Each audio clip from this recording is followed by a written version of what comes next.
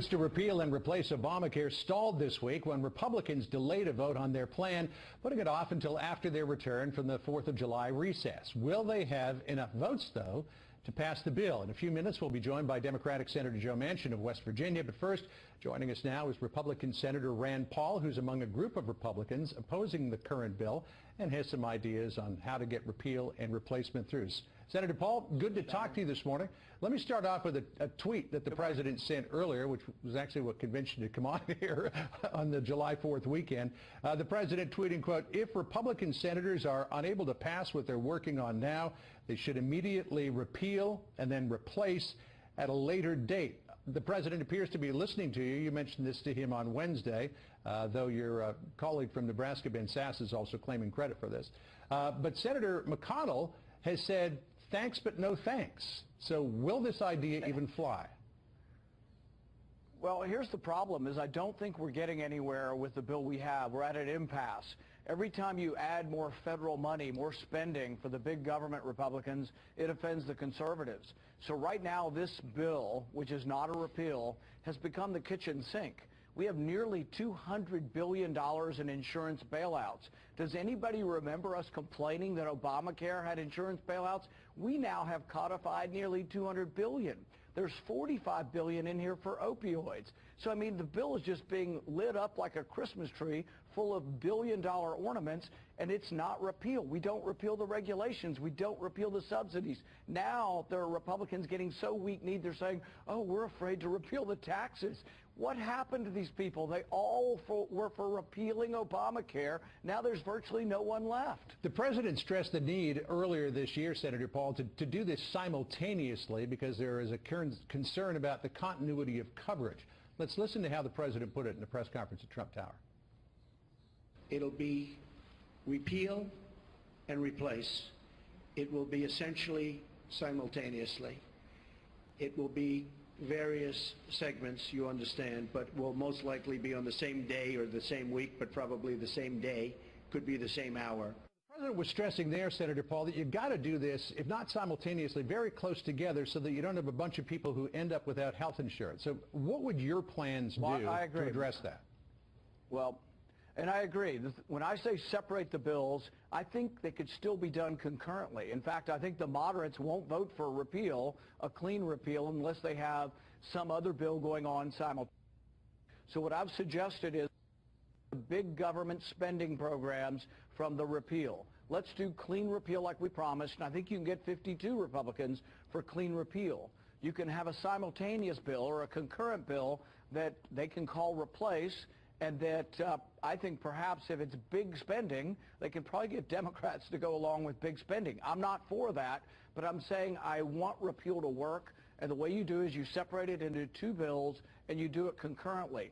Right now, you're right. Senate leadership's not doing that. Senate leadership is loading the bill like a Christmas tree with billion-dollar ornaments, baubles, you name it. They're going to spend money like there's no tomorrow on the current bill and try to buy off support. That's traditional Washington. What I'm asking for something is not traditional. Separate the bills. Well, let me ask you this question. You just said you're not for spending, so you are for repeal. So if you do this separately, you'll vote for the repeal bill, and there's no question about that. But when it comes to the replacement part of it, where's your vote going to go? Well, see, my idea of replacement has always been replace it with freedom, replace it with choice, competition, expanded health savings accounts, buying groups, the association health plans that I've been pushing across state lines where you can join a buying group and get a lower price. That's my idea of replacement. So it's funny, back in January, I was pushing repeal and replace because I thought Republicans believed in replacing it with a marketplace. Now I've discovered that at least half of my Senate Republican colleagues think replacement means replacement with Obamacare light, with more federal spending and more federal programs. I'm not for that, but I am for repeal and replace. I want to expand the amount of people to get insurance at a cheaper price, but I would do it through freedom of choice. I would do it through the marketplace, buying groups across state lines, and letting people save more money in HSAs. And I think the problem with Republicans now is they have insufficient confidence in what made America great, and that's capitalism, freedom of choice, competition. As I mentioned, your colleague from Nebraska, Senator Sasse, has suggested that this was his idea as well. He sent a letter to the president saying that if the Senate does not have a bill by the 10th of July, then let's go ahead and do the repeal and replace separately, and let's work through the August recess in order to get this all done. Would you sign on to the idea of working through the August recess? I'd rather get it done even before that. In fact, I think you could do this in the next 3 weeks. There are other bills out there that are sitting around that have bipartisan support. Separate, repeal, and replace. If there are big government spending programs that offend conservatives like myself, put them on some other bill. But the thing is you can't get conservative votes, or you can't get my vote. This bill with a bunch of federal spending. Sorry, we're having some trouble there with the signal. Senator Paul, hang on just a second. I think we have you back. Go ahead, finish your thought there. We have a $500 billion deficit, and we're going to have $1 trillion next year. For loading up repeal with a lot of big government spending. So I think if you want conservative support, you split the bills. I think you can get almost every member of our caucus to vote for a clean repeal if there's a concurrent or simultaneous separate bill that includes some of the things that moderates want. And just before we leave you, we've got about a minute left, Senator Paul. I wanted to ask you about something. You were there in Arlington for that horrible shooting, which prompted a call from many people in Congress to improve the tone of the political discourse, to give more sense of civility. You saw the tweets that the president set out earlier today, unapologetic for it.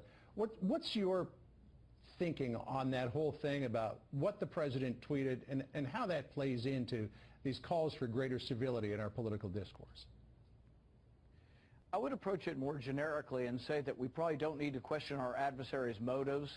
So, for example, President Obama, I think, wanted to help more people get health care. I think Obamacare failed, but I don't question his motives or his goodness as a person in trying to do it. In the same tone, I think Democrats that are saying thousands of people are going to die if Republicans pass their health care plan, that's so over the top and so goes to sort of painting people as mean-spirited or as evil. And then you get people who are so crazed by this and obsessed that they'll come to a baseball field and shoot people. You know, there is a problem, and I think we need to both acknowledge we want the same things, but we have to argue over which economic system works best. Does capitalism work best or socialism? And let's have those arguments, and those are valid arguments, but I don't think we need to question whether each of us believe in trying to fix the system and get more people health care. I have said since the beginning that Rand Paul should be in charge of health care. Not only is he a doctor, but he is probably the smartest one on this. He knows that it should go back to the states, the people, capitalism. Whenever the government gets involved, it doesn't work. Obamacare proved that, and now these rhino Republicans want to make big government in charge of healthcare again. It's ridiculous. And it's aggravating that we spent the last 8 years of all these Republicans saying repeal Obamacare, and now half of them just want to spend just as much money as Obamacare. It's a way for them to lose their jobs is what it's going to end up coming to, because people are tired of this and they're not going to vote for him. And that's why Trump is continued to be supported, and these rhino Republicans don't know what to do about it. And quite frankly, I'm sick and tired of the Mitch McConnells and John McCain's and even the Democrat Party saying, oh, we need to do this and we need to do that and all these people are going to die and we can't just do this and let's go spend $50 billion on whatever. Let's go spend $100 billion on whatever. No. Stop that. Get away from that. Put healthcare back to the states, to the people, to the expanded HSAs, to the buying across state lines. That's how you lower costs. That's how you make it cheaper. And when you make it cheaper, that's how more people get healthcare. Not by taxing more and making it more expensive and the government running everything. That's how you get less healthcare, less quality care, and more angry people, and more people dying, which the Democrats claim is going to happen under the Republican plan, which is just ridiculous. I mean, I think they're losing their brains over there. I mean, they've been doing these scare tactics and these dying tactics for, I don't know, decades, and people are finally starting to get smart to it, which is why Trump got elected. And the final point is, I think the Senate and the House and all these government officials should work through summer recess, because why do they get paid so much money and get so much more time off than a regular average American, and then get nothing done? I mean, they sit there and bicker back and forth all day long, and then nothing happens. And half of that is because the Democrat Party and some of the rhino Republicans are just morons, but when it comes down to it, they need not to take their vacation and get something accomplished that's a positive bill.